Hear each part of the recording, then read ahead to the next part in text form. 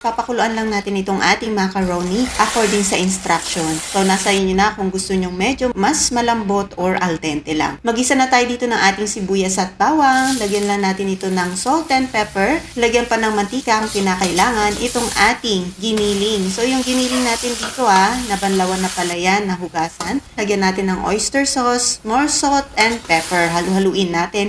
Tapos, itong ating hotdog. Ayan. So, itong ating tomato sauce. Lagyan lang natin ito ng konting asukal at itong ating Mang Tomas. Opo, Mang Tomas po. Talaga naglalagay ako niyan sa spaghetti sauce, bell pepper, tapos halu-haluin lang natin. Tingnan natin ito, pakuluan natin hanggang sa hintayin nating lumabas yung mantika niyan at kumintab katulad nito. So, tigda 2 pack po yan. Ating evaporated cream, evaporated milk, kalahating bar ng butter. Gadgad tayo dito ng cheese.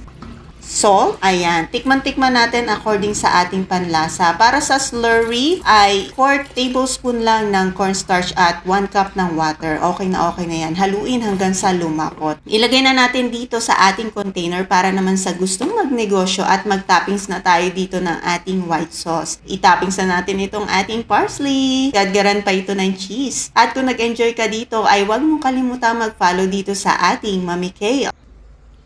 Enjoy!